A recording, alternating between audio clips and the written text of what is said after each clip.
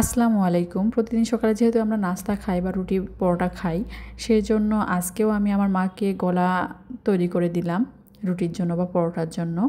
যাই হোক, এগুলো তৈরি করব। আমার ছেলে আমাকে বলতেছে, মাম্মি তুমি তাড়াতাড়ি বাজারে যাও, তাড়াতাড়ি বাজারে যাও। আমি বলছি কেন? না, তুমি তাড়াতাড়ি বাজারে যাও, আজকে তোমাকে আমরা সারপ্রাইজ দেব।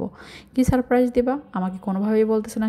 সে আমাকে এক মুহূর্তেও বাসায় থাকতে দিচ্ছে না, আমাকে খালি তাড়াহুড়া করে বাজারে পাঠিয়ে দিল। যাই হোক, আমি বাজারে চলে আসলাম। বাসা থেকে নামতেই এই মামা অনেকগুলো ধনেপাতা নিয়ে ভ্যান ধরে দাঁড়ায় আছে, সেখান থেকে ধনেপাতা নিলাম এবং চলে গেলাম বাজারে।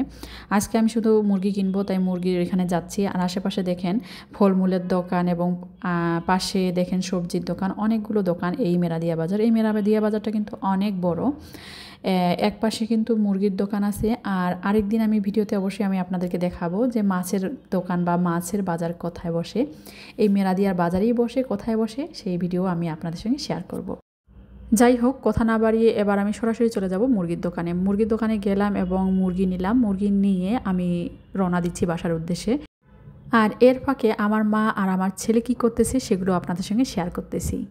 সে নিজ হাতে খেলনার বাকেট দিয়ে এই ডিজাইনের পিঠাটা তৈরি করছে আমার জন্য। যাই হোক, এটা সে নিজেই তৈরি করছে, আর সেই বাকেটটা অবশ্যই আপনারা দেখতে পাচ্ছেন। যাই হোক, এবার সে ভাজতে যাবে এই পরোটাগুলো। সে নিজ হাতেই পরোটাগুলো দিচ্ছে প্যানের মধ্যে এবং এগুলো ভেজে নেবে। মাশাআল্লাহ, ভালোভাবে উল্টিয়ে পাল্টিয়ে পরোটাগুলো ভেজে নিচ্ছে। এবার দিয়ে দিবে তেল। তেল দেওয়ার পরে এই পরোটাগুলো মচমচা করে ভেজে নেবে। সে তুলের মধ্যে দাঁড়িয়ে এই কাজগুলো করতেছে। পরোটা ভেজে নেওয়া হয়ে গেছে। এবার সে নিজ হাতেই 2টা ডিম একসঙ্গে ঘুটে নিচ্ছে, নিয়ে এই ডিমগুলো ভেজে নেবে। যাক, মাশাআল্লাহ, আলহামদুলিল্লাহ, যে ভালো লাগতেছে। সে নিজে চেষ্টা করতেছে কিছু না কিছু করার। এইদিকে আমার বাজার শেষ, আমি সরাসরি চলে যাচ্ছি বাসার উদ্দেশ্যে। তো বাসার সামনেই দেখতেছি একজন কলাওয়ালা ভ্যান নিয়ে দাঁড়াই আছে। তো তার সামনে গেলাম এবং কলা নিয়ে নিলাম। আর যেহেতু কলা দেখতেই পেলাম, তার সেজন্য নিয়ে নিলাম। যাই হোক, এবার বাসায় চলে আসছি। এবার আমি কলিং বেল চেপে দরজা খোলার জন্য অপেক্ষা করতেছি। দেখা যাক আমার জন্য কি সারপ্রাইজ ওয়েট করতেছে। হ্যাঁ, সারপ্রাইজ? কিসের সারপ্রাইজ সাবিত?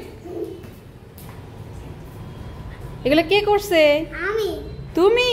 ওরে বাবা, এই যে এটা ডিজাইনের পিঠা বানাইছো? এগুলো কে ভাবছে? তুমি? হ্যাঁ। ওয়াও, রানী আপির সঙ্গে? ও বাবা, আলহামদুলিল্লাহ। তারও আছে? আচ্ছা, ঠিক আছে। আমি তো অনেক বেশি সারপ্রাইজ। বাজার থেকে আসলাম, আসেই দেখেন কি শুরু করে দিয়েছে ওরা নানি নাতিয়ে।